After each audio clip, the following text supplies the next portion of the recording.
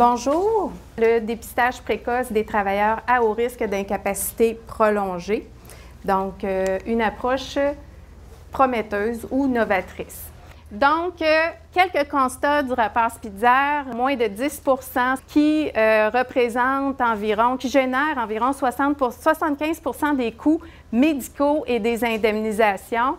Et ce qu'a souligné Spitzer, c'est que ce groupe de personnes-là est considéré comme étant un groupe à risque élevé et il considérait que c'est le plus important du point de vue de la prévention et de l'intervention. Donc, en 87, déjà, c'est ce qu'il disait. Et autre constat, le développement de la douleur et de l'incapacité, on l'a entendu, il s'agit d'un phénomène complexe, de nature multifactorielle, biopsychosociale, hein, ça c'est resté, c'est entré, ça vient du rapport Spitzer. Et on disait en 86-87 qu'aucune étude n'a encore démontré l'existence d'une relation entre certains facteurs psychologiques et sociologiques précis et le développement de la douleur et de l'incapacité prolongée. Et autre constat, sur le plan des interventions, il y a peu de traitements destinés aux personnes souffrant d'affections vertébrales, comme on nommait à l'époque, qui ont été validés par des études scientifiques, cliniques ou épidémiologiques. Et parmi ceux qui l'ont été, principalement de nature médicale, peu ont démontré leur capacité à modifier efficacement le processus de guérison. Donc, on en était là il y a 25 ans. Dernier constat, sur le plan de la prévention, une des priorités de recherche consistait à identifier des facteurs permettant de cibler rapidement les personnes qui auront tendance à évoluer vers une symptomatologie et une incapacité prolongée. Et l'hypothèse sous-jacente pour effectuer ces travaux-là, c'était qu'une bonne connaissance de ces derniers facteurs ou déterminants devrait permettre d'améliorer les interventions et les résultats, tant sur le plan clinique que sur celui du retour au travail. Donc, où on en est par rapport à la prévention secondaire, où on en est par rapport à l'identification des déterminants de l'incapacité prolongée, actuellement, en 2011, on peut dire qu'on a une bonne connaissance des déterminants de l'incapacité de longue durée. Donc, je me fie là-dessus sur notre propre recension des écrits qu'on a effectué en 2000. Ça a été une des premières à être publiée, mais depuis, il y en a 6 autres qui ont été publiées et qui font ressortir que les facteurs psychosociaux individuels et occupationnels sont davantage associés au développement de l'incapacité prolongée. Les attentes de retour au travail, plus spécifiquement, qu'est-ce qu'on entend par psychosociaux individuels et occupationnels? Ce sont les attentes de retour au travail, le niveau d'incapacité perçu, les peurs associées à l'activité physique ou au travail et les stratégies d'adaptation. Comme vous allez voir, ça présente quand on fait des recensions des écrits, on doit aussi, quand on amène nos conclusions, dire s'il s'agit d'évidences faibles, modérées ou élevées. Donc, un bémol que j'apporterais, c'est qu'il y a certains facteurs, dont les facteurs psychosociaux occupationnels, qui demandent à être davantage documentés parce qu'on a beaucoup mis l'emphase dans ce secteur de la recherche-là sur les déterminants psychosociaux de nature individuelle, comme par exemple ceux que je viens de vous mentionner. Voici, en bleu foncé, ce sont les déterminants qui se révèlent comme étant, les facteurs qui se révèlent comme étant reliés de façon positive. Vous voyez ici la nature du lien entre les variables. Ici, bon, par exemple, si on prend le statut civil, on a des évidences élevées, donc plusieurs études de haute qualité qui nous disent qu'il n'y a pas de lien. Donc, si vous regardez là où il y a des plus et on a mis du bleu, c'est quand même surprenant parce qu'au début, on s'attendait à ce qu'il y ait des facteurs beaucoup cliniques, hein, c'est les premiers qu'on a commencé à investiguer. Certaines variables socio-démographiques pour lesquelles il y avait vraiment beaucoup de préjugés. Donc, on est devenu défaire ces connaissances-là et actuellement, on les connaît, on en connaît des déterminants et on sait que c'est important de les considérer chez les individus qui présentent des risques élevés parce que ça, on est en train de dire que c'est présent chez les individus à haut risque d'évoluer vers l'incapacité. Donc, on est dans la prévention secondaire. Donc, malgré la connaissance actuelle, ce qu'on peut dire, hein, comme constat 25 ans plus tard par rapport à ce que proposait Spitzer, on peut dire qu'on a quand même réussi le défi d'identifier les déterminants. On a trouvé le Saint Graal. Est-ce que ça a changé quelque chose? Ce que je vous dirais, c'est que malgré la connaissance actuelle des facteurs prédictifs de l'incapacité prolongée, pour le moment, il y a un manque d'efficacité apparent de la plupart des interventions biopsychosociales pour réduire le phénomène de l'incapacité prolongée. Donc, ce constat-là, il vient de notre propre recension des écrits, mais il est également appuyé par d'autres auteurs qui ont eux aussi regardé attentivement les études. Donc, cette situation se reflète dans les statistiques récentes publiées par la CSST sur les affections vertébrales qui sont très ressemblantes, malheureusement, à celles qu'on avait il y a 25 ans. On s'est dit, on va comparer des pommes avec des pommes parce que parfois, dans les recensions des écrits, on a différents critères et ça ne répond pas nécessairement aux questions qu'on se pose. Donc, nous, on voulait voir des études effectuées chez des travailleurs qui mesuraient l'incapacité prolongée et qui offraient des interventions ciblant des variables, des déterminants psychosociaux identifiés, dont les variables individuelles, les facteurs psychosociaux individuels et des facteurs aussi des éléments occupationnels. On a été capable de trouver 15 essais randomisés, c'est important, c'est le gold standard, si on veut, en recherche, pour dégager des évidences fortes sur les interventions. Donc, les populations à l'étude qu'on a retenues, c'était des personnes, dans les études, il fallait que ce soit des personnes en phase aiguë ou subaiguë, parce que souvent, dans les études, on va mélanger, on va prendre des gens qui sont déjà chroniques. Donc, ça ne donne pas grand-chose de prendre des gens qui sont déjà chroniques. Quand on tente d'expliquer ou de guérir, de voir si nos interventions permettent de prévenir la chronicité. Et les comparaisons devaient être effectuées entre des groupes pour lesquels on offrait, comme je disais, une intervention biopsychosociale ou versus l'approche biomédicale actuelle, ce qui veut dire, l'approche médicale actuelle, c'est qu'il y a consultation avec un généraliste ou avec un physiothérapeute. Donc, les interventions prodiguées devaient présenter au moins 2 composantes, la consultation d'un médecin ainsi qu'une composante psychologique, sociale ou occupationnelle, et présenter des aspects sensiblement comparables. Les résultats maintenant. Bien, avant, l'approche éducationnelle, en fait, c'est un peu, on peut résumer ça en disant l'école de dos, mais améliorée, c'est-à-dire qu'on explorait dans le cadre d'une ou 2 sessions les croyances des personnes et ça consistait à leur donner de l'information sur les évidences empiriques récentes concernant les maux de dos. Et souvent, ça s'accompagne d'un petit document comme le Backbook que vous connaissez peut-être, qui lui explique vraiment, là, c'est quoi les maux de dos, c'est quoi qu'on devrait faire quand on a un mal de dos, puis bon, que ça guérit, que ça rentre dans l'ordre rapidement. Donc, dans le fond, on parle d'empowerment, rendre autonome le patient, le rendre connaissant de sa situation. C'est ce que ça vise. Les résultats maintenant, dans les études, il y a 7 études qui ont 7 essais randomisés.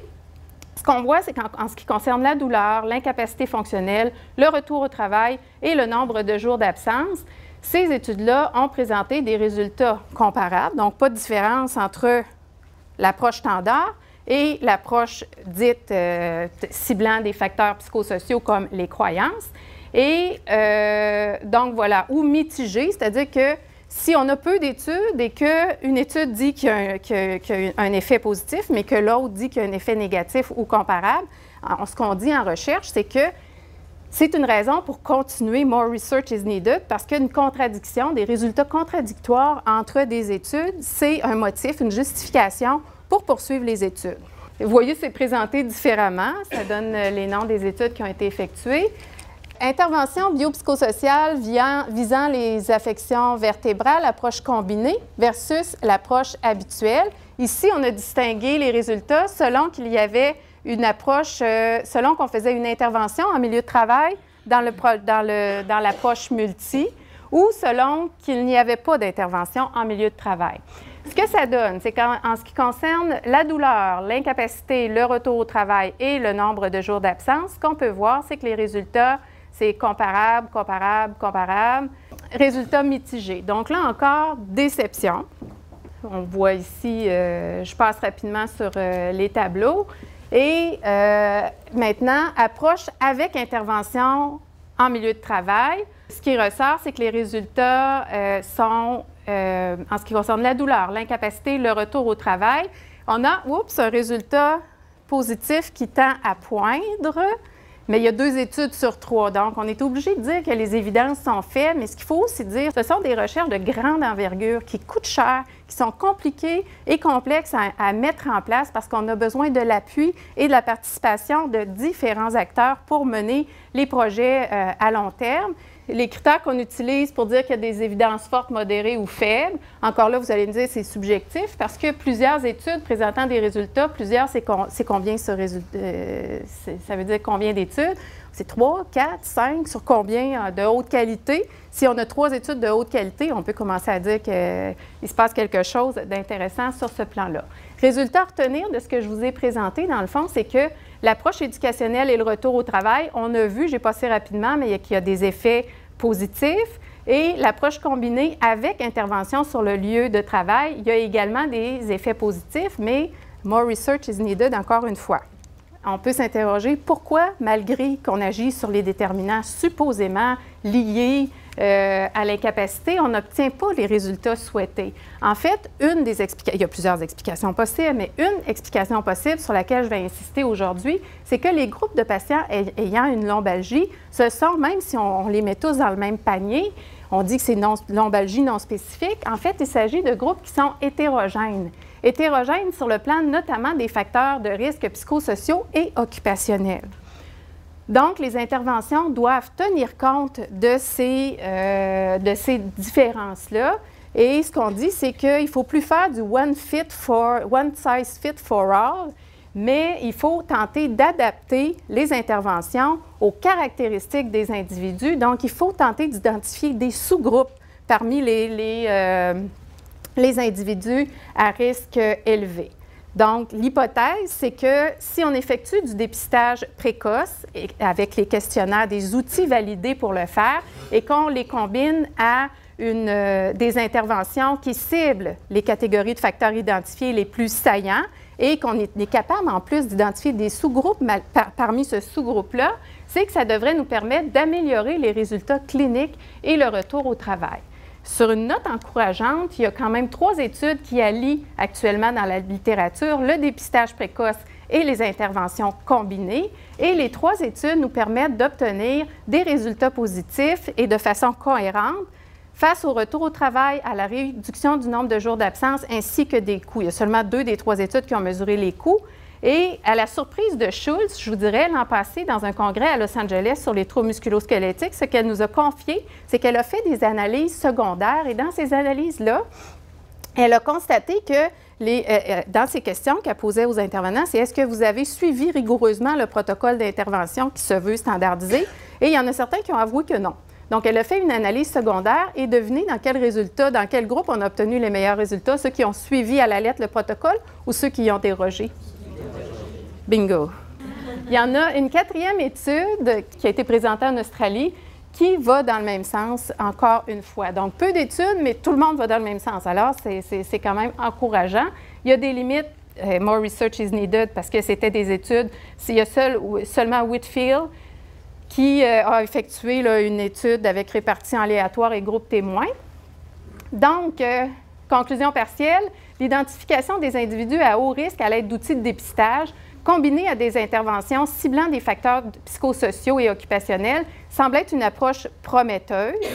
Et pour la recherche, ce qu'on suggère, en tout cas ce que je crois actuellement, c'est qu'il faut continuer à effectuer des essais cliniques avec répartition aléatoire et groupe témoin pour tester l'approche proposée. Il faut développer des modèles théoriques qui tiennent compte à la fois des facteurs psychosociaux et occupationnels. Et il faut développer des stratégies efficaces et plausibles, c'est-à-dire pas donner du mur à tout le monde, mais se fier sur les facteurs de risque pour orienter les interventions et accorder une attention particulière aux facteurs occupationnels. Et le défi, c'est de disséminer les connaissances auprès des cliniciens par rapport aux méthodes développées pour évaluer, intervenir sur les facteurs prédictifs. Ces méthodes-là doivent être faciles à administrer, à interpréter et à appliquer. On sait que c'est un phénomène complexe. On sait qu'on a des connaissances, on sait qu'on a des outils pour tenter d'améliorer la situation. Par contre, si on veut implanter ces connaissances-là, on se rive actuellement, selon les recherches qui ont été effectuées, des recherches récentes, sur des difficultés puisque chaque acteur impliqué possède sa propre perception des causes et chaque acteur possède ses propres objectifs. Du point de vue du clinicien, du milieu de travail, de l'assureur, hein, on ne poursuit pas les mêmes objectifs. Donc, ça vient complexifier les choses. Même si on a ces connaissances-là, même si on tente de les transférer, souvent, ce que les recherches démontrent, c'est que les cliniciens ne suivent pas les recommandations des kits de bonne pratique clinique et sont inconsistants dans leur utilisation des facteurs psychosociaux. Ce n'est pas de la mauvaise volonté. Il y a différentes choses qui expliquent, différentes variables qui expliquent cet état de fait. Et aussi, les cliniciens rencontrent des difficultés dans le cadre de leur pratique par rapport à l'identification, évaluer, cibler, à quel moment porter attention aux facteurs psychosociaux, etc. Et aussi dans leur relation avec les travailleurs blessés. Les travailleurs blessés ont des croyances concernant la douleur et les traitements auxquels les cliniciens doivent répondre et les travailleurs doivent jouer un rôle actif aussi dans le cadre de leur traitement. Donc, ça nécessite de donner des informations et des pistes d'action concrètes. Donc, on voit que pour les cliniciens, c'est complexe. Ce que je vous dirais pour conclure, c'est que 25 ans plus tard, les connaissances ont grandement évolué. On a une bonne connaissance des facteurs prédictifs, je dirais même déterminants, suite à ce que nous mentionnait Clermont, de l'incapacité prolongée. On sait que les facteurs psychosociaux individuels et occupationnels, c'est majeur dans l'évolution vers l'incapacité de longue durée. On doit les considérer. On a des résultats encourageants sur le plan des interventions lorsque le milieu de travail est considéré. Et on commence à avoir des outils de dépistage validés. Et lorsqu'ils sont combinés à une approche de type multi, on semble optimiser les résultats. Donc, ce que ça me dit, c'est que compte tenu de la difficulté à implanter, à transférer les connaissances vers les cliniciens, compte tenu du fait qu'on a vraiment un faible nombre d'individus qui présentent les yellow flags, blue flags, orange flags dont je ne vous ai pas parlé, mais ce sont, si on veut, quand on a des red flags, on réfère à des spécialistes. Quand on a red flag, orange flag, blue flag, black flag, ça veut dire toute une différentes catégories de facteurs de risque. Ce que je pense actuellement, c'est que je peux changer d'idée dans 10 ans, là, quand les connaissances auront évolué, mais à la lumière de l'état des connaissances actuelles, c'est que ça prend des spécialistes pour adresser ces questions-là parce que c'est complexe, c'est multifactoriel. Donc, on a des équipes très compétentes qu'on utilise en tertiaire, qu'on utilise lorsque les gens sont chroniques. Si on référait les individus dépistés vers ces gens-là et qu'on offrait, et non pas du mur à mur, mais des interventions basées sur les facteurs de risque les plus saillants, je pense, et more research is needed, là, je pense que c'est une voie à encourager pour en venir qu'à enrayer ou à diminuer les coûts associés à l'incapacité prolongée et pour en faire bénéficier les travailleurs, leurs familles, etc., qui vivent des situations très difficiles. Donc, ces connaissances-là qu'on a sont nécessaires, mais seront-elles suffisantes pour que les choses changent? La volonté de tous les acteurs concernés est nécessaire. Merci pour votre attention.